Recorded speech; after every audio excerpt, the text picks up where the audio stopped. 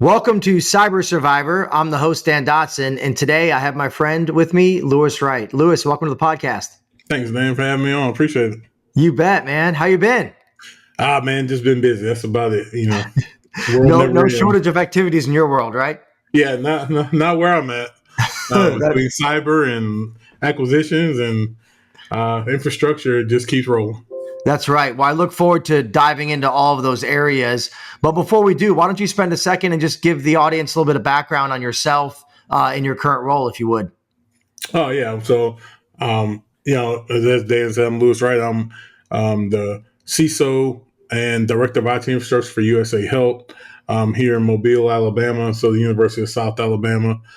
We have three major hospitals: University Hospital, Children's and Women's, and we just acquired Providence, which, like I said, no shortage of activities going on from Ascension Health. We have over, I want to say my guys told me the other day, about 74, 75 clinics spread across from Mississippi all the way over to the Eastern Shore and as far as north of Central, currently in the Mobile, Baldwin County, and Mississippi area. So a lot of things we support here down in the southern half of the state. That's great. And one of the things I want to explore, since you mentioned the acquisition, obviously Providence was a part of Ascension that had a successful breach and attack, and a really unique timing for you guys, right? Because you were in the middle of integration things happening. So I would love to hear your perspective about, man, what did it feel like when you found out that one of your hospitals was successfully attacked? Oh, well, it was one of those things where, like you said, it was Ascension Health that actually got attacked, not actually USA Health. But, being the CISO and you get a call and everybody's going crazy saying, hey, I think we just got hit. And I said, what do you mean we got hit? I haven't heard anything from any of my guys. I don't know anything about us being hit. So, start reaching out to my manager, cybersecurity, reach out to our SOC, which is fortified, trying to figure out, do you all see anything that's going on? And nobody sees anything, but everybody keeps telling me we got hit. And what we found out was it was not actually USA Health that got hit, was that Ascension Health had got hit, which Providence was still a part of. We were in the middle of acquiring Providence from Ascension Health. So we had took over ownership of employees and staff, but we were under TSA, which we were still transitioning the technology services over to USA Health. So the EMR, the network, and all essential applications were still on Ascension's network, still managed and operated by Ascension Technologies, but USA Health employees were now using those systems to take care of patients.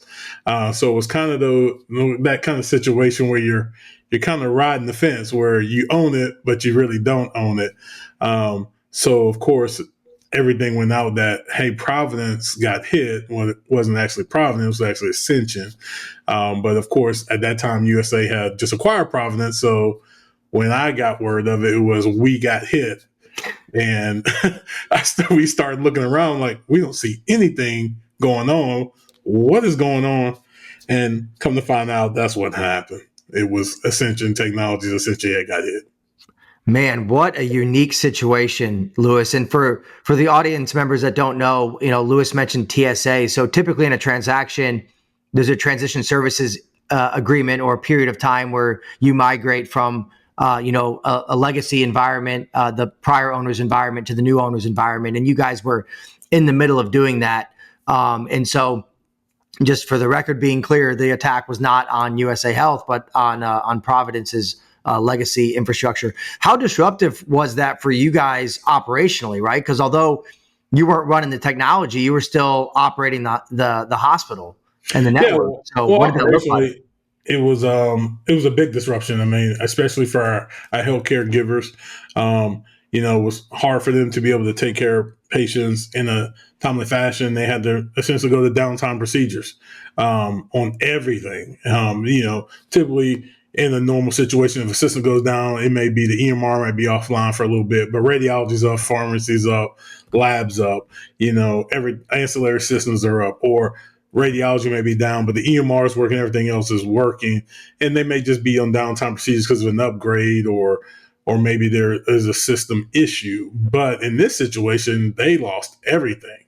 Not only did they lose access to their EMR, their ancillary systems, but their network, their printing, their phones actually went down for a period of time. They lost a lot. I mean, they just essentially went back to old school, taking care of people on charts and things, and coming up with different ways of running around, take care of patients, even to the point where I heard that they even had to use cowbells for the nurse calling system. I mean, it was something that it was hard to watch them go through because they're essentially part of us. They're now a part of our team. But there was nothing really we could do. So we're trying to figure out ways how we can help them. And that was what we were trying to do in that situation of how can we help them get through this, but also protect USA Health and the University of South Alabama's networks. Yeah, yeah, absolutely. I'm sure that you and many other people kind of felt helpless in the situation as far as getting things back online. How you mentioned disruption to care. It sounds like this was pretty disruptive to the caregivers for sure. What about the patients? How were they impacted? I mean, were you diverting care to other USA facilities that were not part of Providence? How did that look? Like, how was care impacted? I think there was some of that going on. I don't know the full details of how they were impacted and where they shifted things around because we were so focused on trying to make sure that they could provide care, not actually how their operations were running. We were trying to come up with crafty ways of trying to help them get through this. Can we bring fax numbers online? Can we bring phone systems online by putting in, which we already had this started installing, a completely separate network for USA Health in the building. So we already had started that process. We essentially had USA's network built into Providence Hospital with at least one switch in every closet, but it doesn't touch Providence's network. So they're two separate standing networks. So we were looking at how can we get them fax numbers? How can we get them printing? How can we get them phone lines back online over our network? And with maybe if Providence can get back in on the corporate level with Ascension to maybe forward numbers to us, or trying to come up with some crafty ways of being able to do that. Because, with a lot of things, it was easy where you could put in temporary numbers to help them, but a lot of their main numbers, it's kind of hard to change that in the middle of this situation because the patients and their caregivers are used to that number.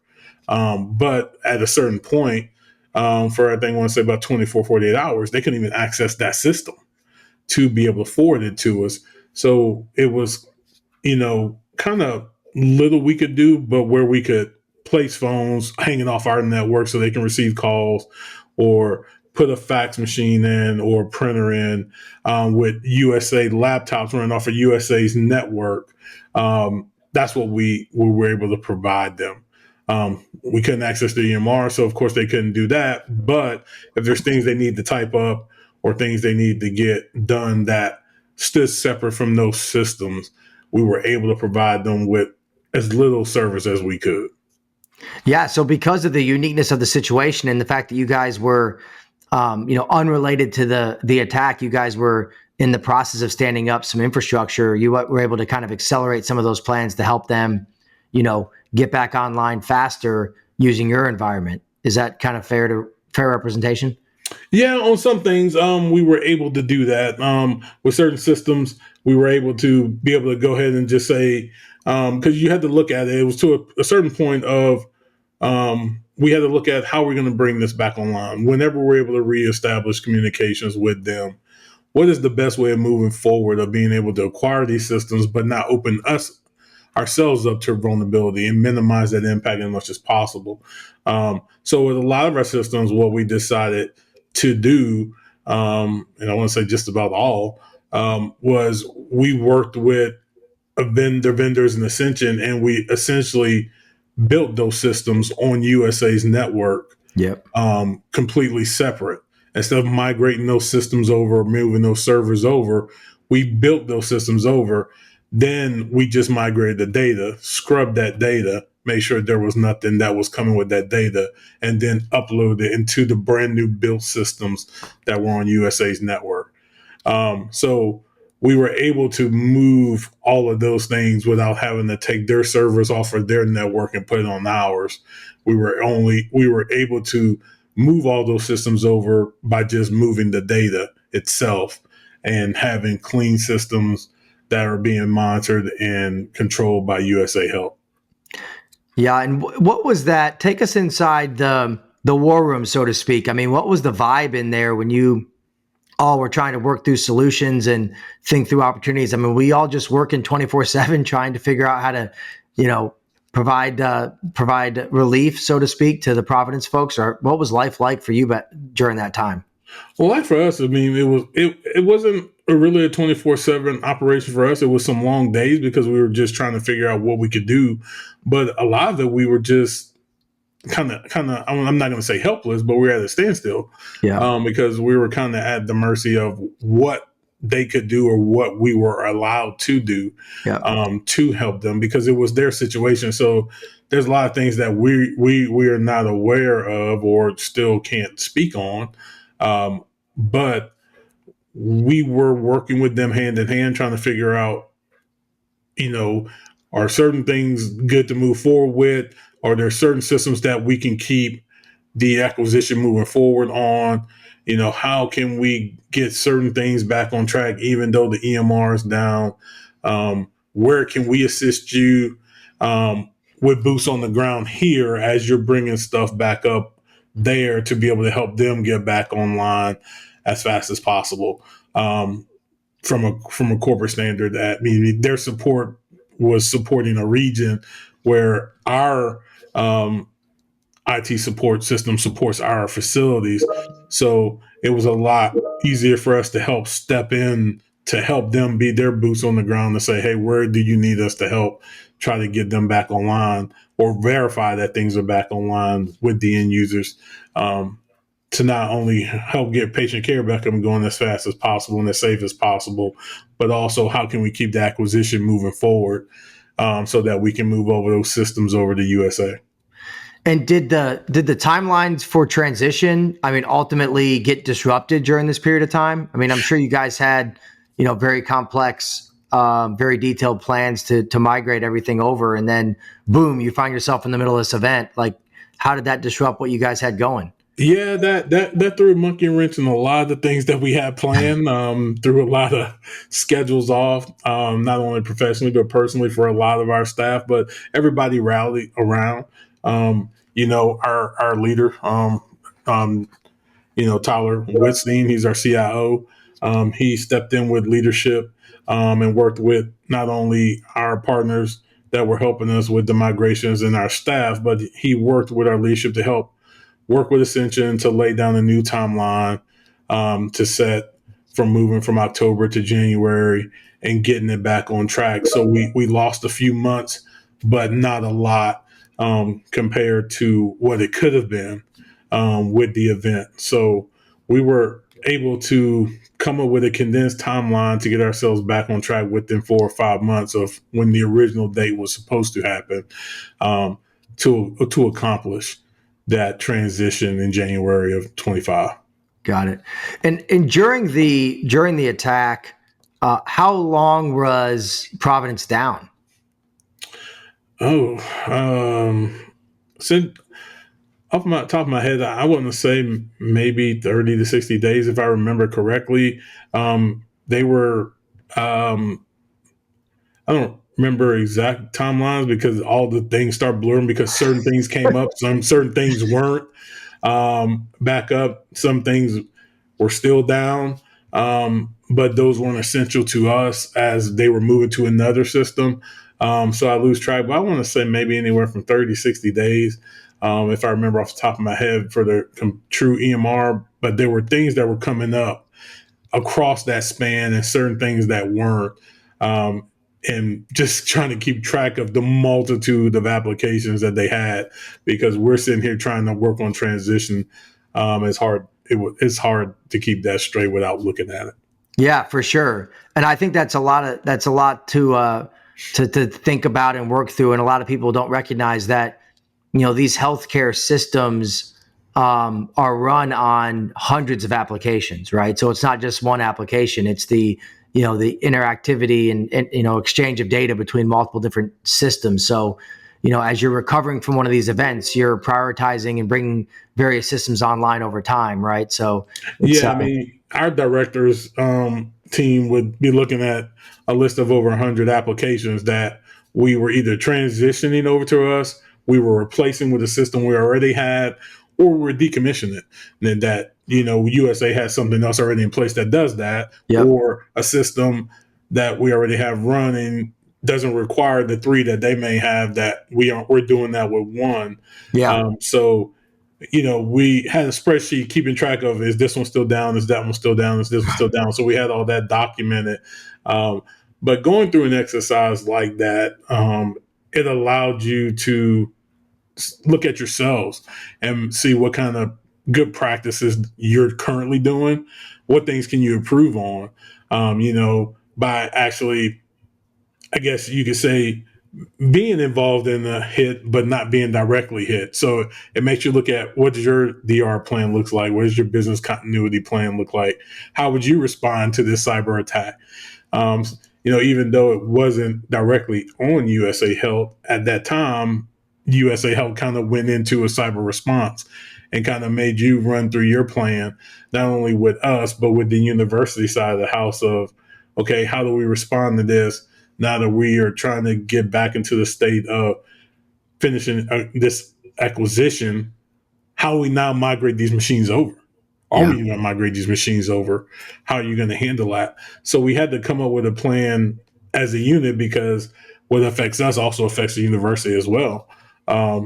And how do we make sure that we don't compromise our network with bringing over a lot of these devices? Because we were able to resolve that in another way with servers and network, um, and printers and things like that.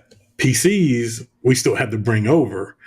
And we had to find a secure, safe way of doing that, because to replace all those would be catastrophic, right. from a financial perspective. Right. Yeah, absolutely. So you mentioned that you were able to identify some things that, could strengthen you going forward, and kind of lessons learned. Can you share a couple of those? I mean, what comes to mind when you think, oh man, we kind of saw this from an arm's length, and here are two or three things we could strengthen within our own resiliency? I think for us, it kind of helped us look at where do we have our redundancies. Do we have redundancy in place? Do we have our true needs met in the event that something like this happens? For instance, you may have, everybody tends to only look at, we have a system, we have a backup, we're good to go. But it made us look at, okay, if I'm looking at what is our essential systems? Are those systems, one, being backed up? Are those backups being sent off site? Are they mutable when they're moved off site? Do we have them replicated to a secondary location in the event that this location gets hit? Do we have somewhere else that we can bring them back up? And what does that infrastructure look like?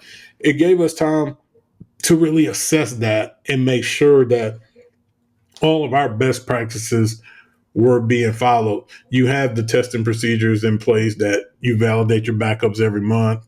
You validate your DR every quarter. Even live events where you flip over to it to make sure it's operational. We also have a vault where we have a mutable offsite backup system that is offline, and it only goes on to take those backups, and it goes back offline to help protect those things. But it makes you go back and double check them. Are we following this? Where can we improve things? Where do we, in the event, do we have an attack? Do we have the essential hardware in partnerships with our vendors to be able to get this equipment in timely fashion to get back online. Because we all know that the key thing with cyber attacks is not how bad you got hit, is how fast can you recover. Recovery time is what's key, and how quick can you get everything back up. And that's what it allowed us to assess, to see what we're doing. From that perspective, that was our main thing that myself and Blake Hadley, who's my manager of cybersecurity, were looking at. And then secondly, we looked at what kind of protective measures do we have in place? Are we doing the right things to be proactively monitoring things, and not only just being reactive to those things, but also being proactive on those things? Make sure we have the right EDR in place. Are we doing vulnerability scanning? You know, do we have mobile device management in place and scanning? Or machines being updated and are checking them properly? So those are things that, we started trying to make sure that was being done, making sure where we had maybe some gaps, get those addressed. And there's still things that, just like everyone, cyber moves at such a fast pace, it's hard to keep up. Yeah. You're always constantly looking at how can you improve. So that's what we were able to take that time to do, is just make sure we're doing the basic blocking and tackling. And if there's anything we need to fix, let's get it fixed and improve on it, and then add where needed. Yeah, absolutely. These attacks that are successful are just so devastating to the way that we deliver care these days. I mean, we're so reliant on technology to, not only coordinate but also deliver care within these facilities. So it's paramount to the mission of these organizations to be able to provide care in these communities, right? So we've got to find more resilient ways to, safeguard these systems. What keeps you up at night, Louis? I mean, what are you most worried about as you think about, you've lived through that, you've now integrated both Providence and USA together. Like, what are you worried about from a cyber perspective? I mean, I would probably say the thing that's on the top of my list now, as we address things, is probably third-party attacks.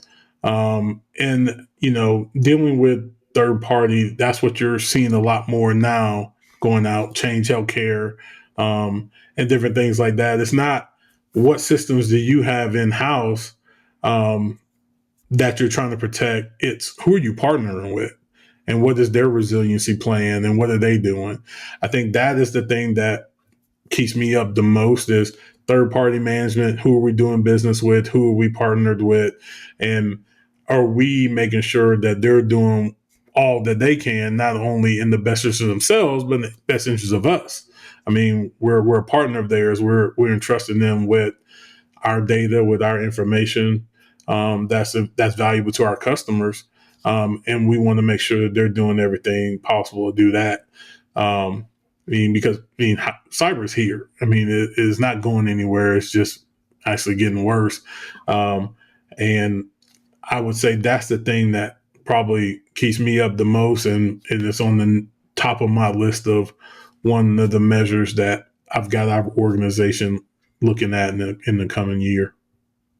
Yeah, third-party risk is certainly a hot topic in the industry, and a lot of people are talking about it. It's a very complex challenge, right? Because, you have third-party organizations or services providers or technology vendors that you're doing business with. And, lots of folks try to address these types of issues with, assessments, and certainly looking at the legal side of things and those elements. But, they also have, third parties that they're using, right? And so now you're talking about fourth party risk and those types of things. And it's really hard to figure out how to wrap your arms around all of those risks and make sure that they're mitigated to a acceptable risk level. It's certainly a big challenge the industry is trying to figure out. Yeah, because we make sure that we do our risk assessments, and we try to harden and do things possible with network segmentation, and making sure we have updates running, and making sure that we're not running outdated OSs if you can do that. I mean, sometimes you're at the discretion of a healthcare vendor that's FDA certified or something. And, Yep. As we know, healthcare vendors are probably the slowest to get things updated and recertified. Yep. So that's always a challenge. But third party risk has been something that I've been trying to address for a while. But as well as I do, it's not just you go out and find a solution and then say put it in and I'm done. It's really changing the culture and the ideal of how you do business, because it not only is your cybersecurity team saying, hey, we need to get this tool to assess these vendors to make sure that they're doing what's proper. But it's also getting the organization working with your purchasing department, your accounting department, your executive team to say, hey, not only are we monitoring these people, but we really need to look at how we're doing business. If we keep doing assessment on these people and they're not measuring up to what we deem needs to be done, do we need to continue doing business with these people? And that's a hard pill to swallow for some organizations, and it's a real sensitive subject because now people are starting to say, well, IT is trying to control operations, and IT is not trying to control operations, but IT is a part of operations, and IT is just trying to let you know that there's a risk here, and we're just letting you know that you can continue to accept this risk, but if they're really just doing this bad, should we be doing business with them to begin with? Yep. And that's a topic that is not easily to bring up. It's not a topic that's easily for a lot of organizations to handle. But it is a topic that, unfortunately, in this world we're living in, like you said, not only third party risk, but even fourth party risk, because if they're doing something with somebody else, you have to address. It's just with the way things are going and the way things have been. You saw recently with Change Health, and how many people were affected by that? I mean, yeah, it's hard to say I'm not going to do business with Change Health because they are Change Health, but there are things that we as an organization should assess to make sure that we're evaluating our relationships properly and making sure we're conducting business in the best proper way. Yeah, no, I mean, the Change Healthcare, I mean, it impacted lots of people throughout the healthcare ecosystem. Some people didn't even know that they had Change Healthcare because Yeah. it was embedded in one of their service providers. So it was certainly a big challenge. Yeah. So like you said, there you go. There's that fourth party right there. Yep. But it also, I would say also allow people to make sure how many people are clearing your payments. Do we Yep. have another backup method? Are Yep. we only clearing stuff through one company, or do I have other options? So that's again redundancy of making sure that you're not just depending wholeheartedly on one vendor and have all your eggs in one basket, and now operations just stop and payments just stop, and now everybody's like, where's my revenue coming from? That helped open up a lot of people's eyes, like you said, to one, what parties am I working with, and who is that fourth party that's actually doing the processing for them, Yep. because I delegated that responsibility to another partner to make sure they were handling. Or two, if I am the one that's clearing it and Change Health is the one that people I'm clearing, do I have a backup? Or do I have more than one that's actually clearing my bills for me? Yeah. Yeah, no, I think lots of folks are thinking through that strategy. I think one of the challenges that I hear is there, like I mentioned earlier, there's so many systems, and sometimes it's just not economically feasible to have two systems for one task all over the place, right? Because, there's an argument to be said that yes, you might strengthen your ability to continue operations, but you also are simultaneously increasing the number of data exchanges, the attack surface, right? And so it's a balancing act, absolutely, for Yeah, sure. it is. I mean, I listen to our director of finance and our director of clinical programming talk about this all the time. And it is. It's a delicate game that, from a financial perspective, I'm glad I don't have to deal with, but I do have to support them to make sure that what they're doing is as safe as possible and Yeah. making sure that they're able to do what they need to do. But yes, it is one of those things, like you said, it's not cheap, and it's for a lot of organizations not economically possible. Yep. But where it is, it has opened up a lot of people's eyes to where's that line crossed where I need to at least have a small footprint just in case. And it's made a lot of people think about that. Yeah, for sure. You mentioned some other colleagues that are not, in IT, but certainly contribute in a massive way to the delivery of care at USA. How has their understanding of cybersecurity changed and evolved as they also kind of lived through the arm's length breach over at Providence? Like, are they more cyber aware today, would you say, than they were prior to living through that experience?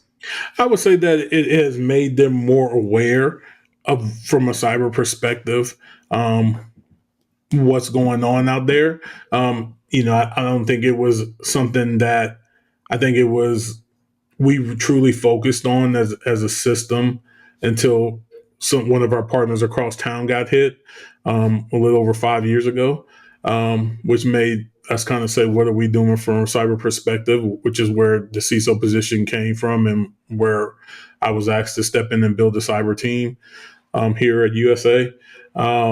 And then now with what happened with Providence, right on the cusp of us taking it over, I think it really opened up a lot of their eyes to realize that cyber is here, and the cyber team is not trying to hinder us. They're literally trying. They're trying to help you. We're not sending you through the scrutiny of what app you're trying to buy before you download it, or saying, hey, we can't do this app, but we can do this app. I think that there's now a greater understanding that these guys are just literally trying to make sure that we're conducting business in the safest way possible. They're not just telling us update your PC just to say Windows updates are done or make sure that this is done. They're actually trying to make sure that the threat surface that we have is as secure as possible and minimize it as much as possible. Yeah. Um, like I always tell people, I mean, our job is a tough job because when you look at what cyber has to do in your organization, so many people look at them and expect them to be right 100% of the time, and that's not possible. We're not going to be right 100% of the time. I mean, you're telling us that it's you have to make sure that we never get hit, but they only have to be right once. Mm-hmm. And you're asking us to be right 100% of the time. That's never going to happen. No organization can do that. The best we can do is make sure that we've got the proper measures in place. We're doing those measures. We're making sure we do everything possible to make sure you're secure, and then make sure that in the event that something does happen, and when it does happen, we can recover in the quickest manner possible. That's absolutely correct. I think that the adversaries are constantly after us, Louis, and it is about resiliency and how fast that we can recover as an industry to make sure that if there is a successful attack, we minimize the impact to patient care, right? Because at the end of the day, that's what we're here to do, is to serve patients and deliver care in these communities. It's critical to all that we do every day. As we wrap up here, any final thoughts that you have on living through that experience or what you're seeing in the cyber market you want to share? I would just say, just make sure that you take the time to just make sure that you have the proper things in place. Make sure you're constantly reviewing your DR plans. Make sure that you have your business continuity plans in place. And when I say have them in place, have them formulated and working on them. They're living documents. They're never going to be set in stone. There's always going to be something that happens that makes you reassess something, that makes you tweak something, that makes you have to go and say, hey, maybe we want to do that differently. Maybe the way we had it in place is not the right way we should handle it after seeing how this happened and how someone else dealt with it. Or in this case, we had a front row seat to seeing how it was dealt with Providence. So it made us look at some things that we had in our DR plan and things we had to tweak, and business continuity and things we need to tweak. And also just kind of looking at our infrastructure and where we need to build in redundancies and make our system as resilient as possible. And in the event of, say, for instance, you lose telecommunications like they did do we have another way of handling that? Which, that helped bring about some things that we had to address and are currently addressing with just telecom, because it's one of the things that people forget about. It just works, right? Until Yeah, it doesn't. that's right. So That's right. those things that just works until it doesn't. That's right. So, so those are type of things that we've kind of assessed, just system by system, operation by operation, and just kind of working with our partners, with my fellow directors that manage different segments of our organization under Tyler, for IT and the healthcare system, and just trying to make sure that we're all in lock and sync and making sure that, hey, you're looking at this system. Let's make sure that cyber takes a look at it. Let's make sure that these people take a look at it. Make sure that we are doing what we need to do from a healthcare system perspective to make sure our patients are protected. That's a great point and a great place to wrap up. It's a spirit of continuous iterations and development and improvement is really important in cybersecurity. Louis, I really appreciate your time today, and always enjoy hanging out with you and learning from you, and appreciate you sharing your perspective today. I'm Dan Dodson, and this was Cyber Survivor.